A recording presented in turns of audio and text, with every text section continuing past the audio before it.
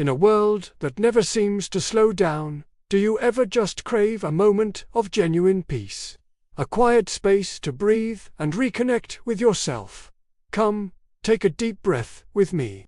Let's step away from the noise and discover the profound tranquility that can be found in prayer.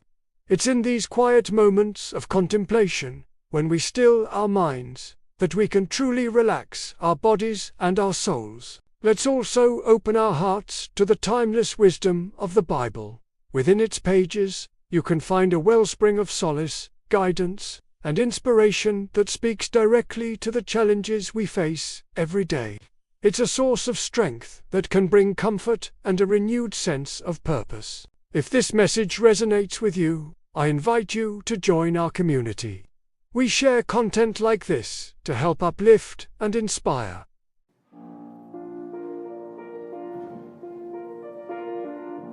Then the Lord said to Noah, "Go into the ark, you and all your household, for you alone in this age have I found to be truly just. Of every clean animal, take with you 7 pairs, a male and its mate, and of the unclean animals, 1 pair, a male and its mate. Likewise, of every clean bird of the air, 7 pairs, a male and a female, and of all the unclean birds, 1 pair, a male and a female. Thus you will keep their issue alive over all the earth. 7 days from now I will bring rain down on the earth for 40 days and 40 nights, and so I will wipe out from the surface of the earth every moving creature that I have made."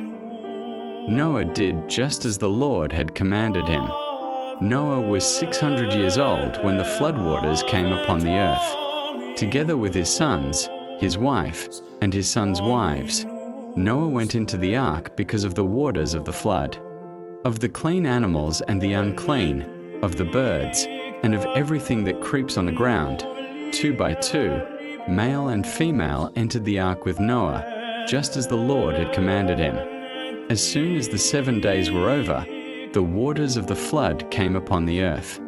In the 600th year of Noah's life, in the 2nd month, on the 17th day of the month, it was on that day that all the fountains of the great abyss burst forth, and the floodgates of the sky were opened. For 40 days and 40 nights heavy rain poured down on the earth. On the precise day named, Noah and his sons Shem, Ham, and Japheth, and Noah's wife, and the 3 wives of Noah's sons had entered the ark, together with every kind of wild beast, every kind of domestic animal, every kind of creeping thing of the earth, and every kind of bird. Pairs of all creatures in which there was the breath of life entered the ark with Noah. Those that entered were male and female, and of all species they came, as God had commanded Noah. Then the Lord shut him in. The flood continued upon the earth for 40 days. As the waters increased, they lifted the ark, so that it rose above the earth. The swelling waters increased greatly, but the ark floated on the surface of the waters. Higher and higher above the earth rose the waters, until all the highest mountains everywhere were submerged, the crest rising 15 cubits higher than the submerged mountains. All creatures that stirred on earth perished, birds, cattle, wild animals, and all that swarmed on the earth, as well as all mankind. Everything on dry land with the faintest breath of life in its nostrils died out. The Lord wiped out every living thing on earth, man and cattle, the creeping things and the birds of the air, all were wiped out from the earth. Only Noah and those with him in the ark were left. The waters maintained their crest over the earth for 150 days.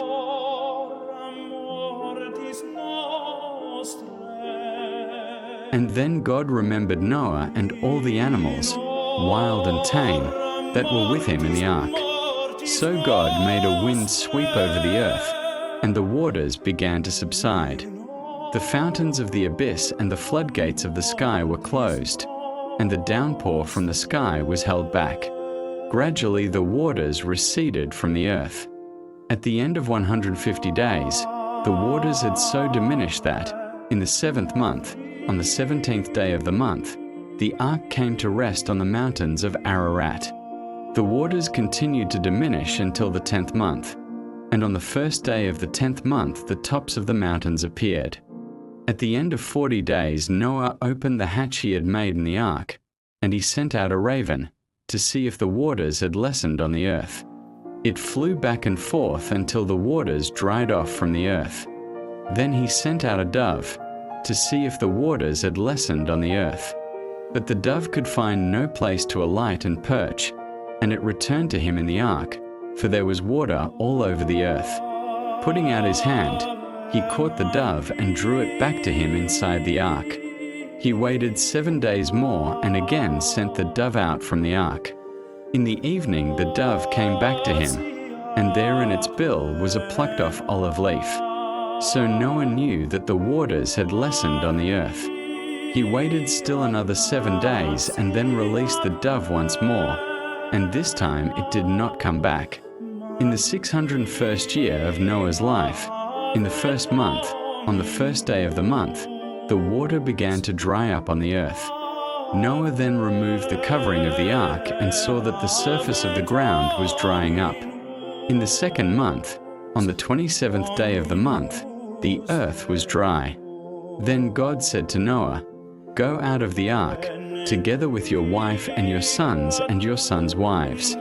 Bring out with you every living thing that is with you, all bodily creatures, be they birds or animals or creeping things of the earth, and let them abound on the earth, breeding and multiplying on it." So Noah came out, together with his wife and his sons' wives, and all the animals, wild and tame, all the birds, and all the creeping creatures of the earth left the ark, one kind after another. Then Noah built an altar to the Lord, and choosing from every clean animal and every clean bird, he offered burnt offerings on the altar. When the Lord smelled the sweet odor, he said to himself, "Never again will I doom the earth because of man, since the desires of man's heart are evil from the start, nor will I ever again strike down all living beings, as I have done. As long as the earth lasts, seed time and harvest, cold and heat, summer and winter, and day and night shall not cease."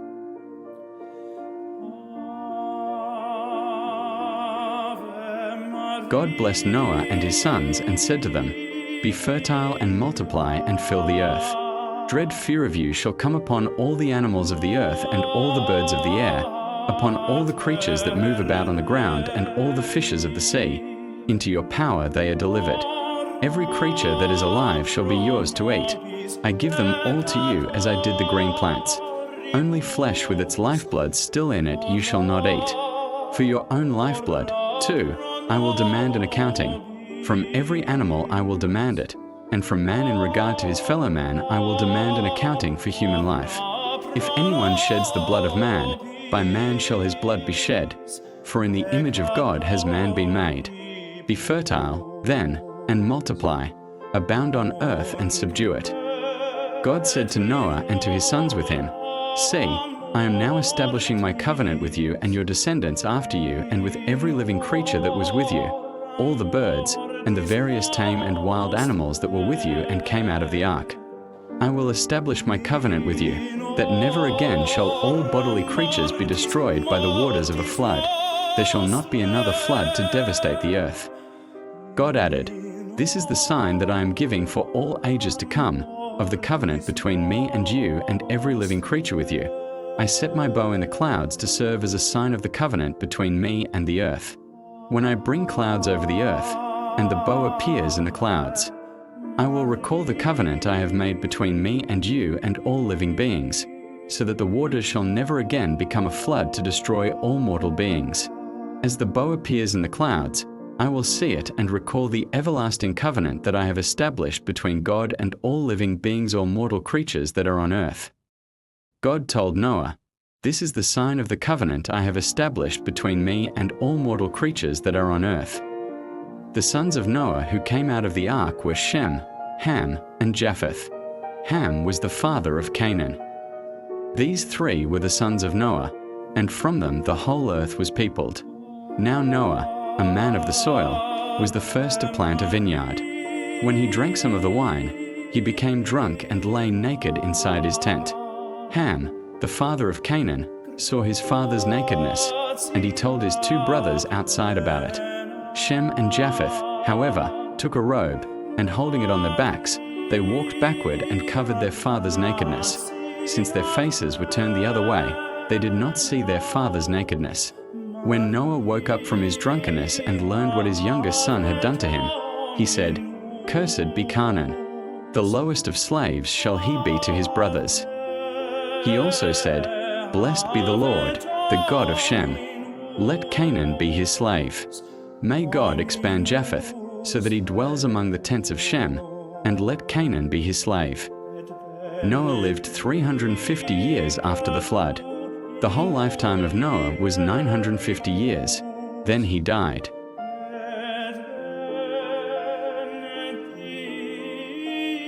Blessed is the man who walks not in the counsel of the wicked, nor stands in the way of sinners, nor sits in the seat of scoffers, but his delight is in the law of the Lord, and on his law he meditates day and night.